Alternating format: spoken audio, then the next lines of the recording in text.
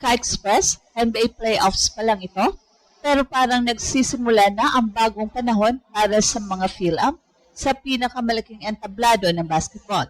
Habang tutok ang buong mundo sa bakbakan ng Dylan Harper at Jared McCain sa Western Conference Finals, isang malakas na mensahe ang unti-unting naririnig sa buong NBA. Hindi na basta representasyon ang mga Phil-Am, sila na mismo ang nagiging sentro ng laban. Sa unang tatlong laro ng serye, parehong nagpakita ng kakaibang impact sina Jared McCain at Dylan Harper. Si Harper, na kilala sa kanyang composure at killer instinct kahit bata pa lang, agad sumabog sa opening game ng serye.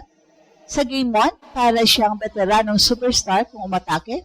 Walang takot, kontrolado ang pace at kayang baguhin ang momentum ng laban sa isang iglap. At ang mas nakakagulat, hindi lang scoring ang kanyang dala, rebounds, steals, playmaking, pati depensa, kompleto ang arsenal. Samantala, si Jared McCain naman ang naging simbolo ng modernong playoff warrior. Hindi kailangang laging may 30 points para maramdaman ang kanyang impact, ang kanyang energy off the bench, ang spacing, ang confidence sa ilalim ng pressure.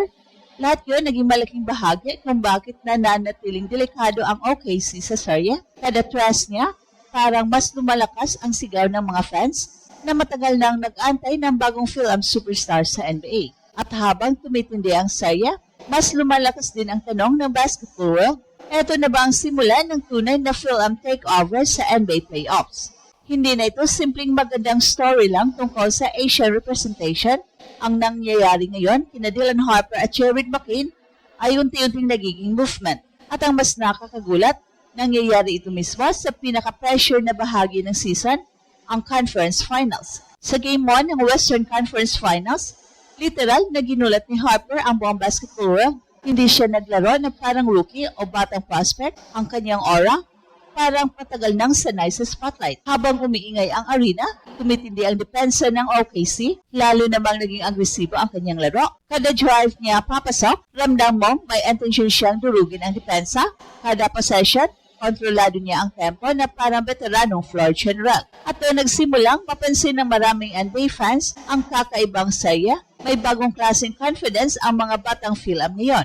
Hindi na sila nahihiyang sumabay, hindi na sila role player mentality lang, gusto nilang maging mukha ng laban. Habang si Harper ang nagiging explosive headline ng Spurs, si McCain naman ang unti-unting nagiging silent assassin para sa Thunder. Hindi flashy ang kanyang role, pero sobrang importante. Sa modern NBA, napakalaking bagay ng isang guard na kayang mag-spacing, mag-desisyon ng mabilis at hindi natitinag sa pressure, at yun mismo ang dinala ni McCain sa serye.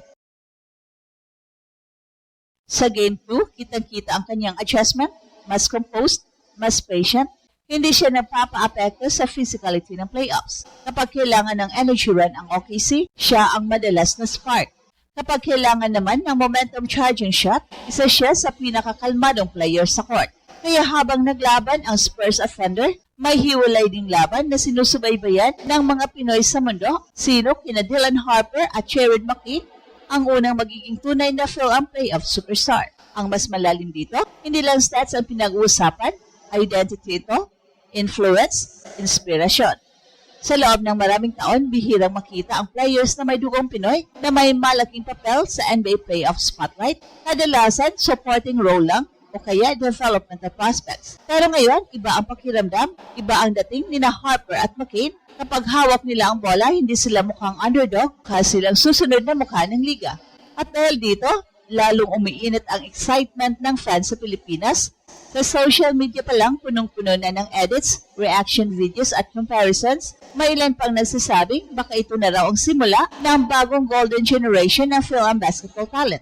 Pero habang lumalaki ang hype, mas tumitindi rin ang pressure dahil sa NBA playoffs, isang magandang laro lang ang kailangan para maging bayani. Pero isang maling gabi lang din ang pwedeng magpabago ng narrative ng buong serye. At dito na lalong mabigat ang atmosphere sa serye dahil habang palalim ng palalim ang Western Conference Finals, mas nararamdaman ng buong NBA na hindi aksidente ang pag-angat ni Dylan Harper at Jared McCain. Sa Game 3, ibang klase na ang intensity, hindi na ito simpleng bata kontra veterano. Ang pakiramdam, dalawang bagong henerasyon ng guards ang nagsasagutan, sa pinakamalaking stage ng basketball. Kada possession, parang may gustong patunayan. Kada shot, parang may kasamang mensahe sa buong liga. Si Dylan Harper, kahit bata pa, kitang-kita na ang superstar instincts kapag bumabagal ang opensa ng Spurs, kusa niyang kinukuha ang responsibilidad. Hindi siya natatakot umatake kahit dikit ang depensa, at ang mas nakakagulat pa, parang hindi siya naapektuhan sa playoff pressure. Sa halip na kabahan, lalo siyang nagiging agresibo, at yun ang klase ng mentality na bihirang makita sa batang player. May mga moments sa Sawyer na literal na tumatahimik ang crowd pagkatapos ng isang explosive drive o clutch basket niya. Yung tipong ramdam mong napapaisip pati ang analyst, paano kung ito na talaga ang susunod na malaking film superstar sa NBA. Pero habang si Harper ang nagiging mukha ng explosiveness ng Spurs, si McCain naman ang naging simbolo ng composure ng Thunder. Hindi man siya ang laging top scorer, napakalaki ng epekto niya sa rhythm ng laro. Ang kanyang shooting gravity, movement without the ball, at defensive activity ang ilan sa mga bagay na hindi agad nakikita sa box score pero sobrang mahalaga sa playoffs. Kapag nasa court siya, mas gumagaan ang spacing ng OKC, mas mabilis gumalaw ang bola, mas nagiging dangerous ang kanilang offense, at doon lalong humahanga ang mga fans. Dahil sa NBA playoffs, maraming players ang magaling kapag malaki ang lamang. Pero kakaiba ang player na kalmado kahit sumasabog na ang pressure, at si McCain paulit-ulit pinapakita na kaya niyang manatiling composed kahit umiinit na ang serya. Habang tumatagal ang laban, lalong lumalakas ang usapan tungkol sa feel-am wave sa basketball. Hindi na lang ito tungkol sa talent. Ang mas mahalaga, nagbabago na rin ang tingin ng international basketball world sa Pinoy bloodline players. Mas athletic, mas skilled, mas fearless. At malaking bahagi ron ang ginagawa ni Harper at McCain ngayon. Sa social media, makikita mo kung gaano ka-emotional ang suporte ng fans mula Pilipinas hanggang US.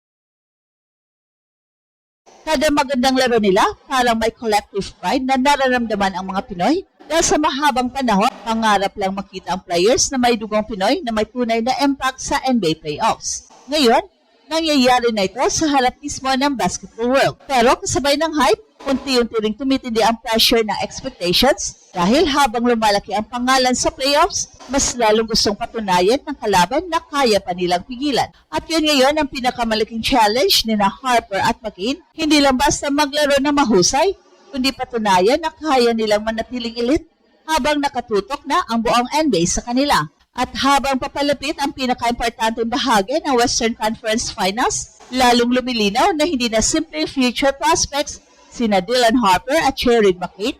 Unti-unti na silang nagiging simbolo ng bagong era ng feel-am basketball sa NBA. At ito ang Express Info kung saan bawat kwento ginulat ang mundo.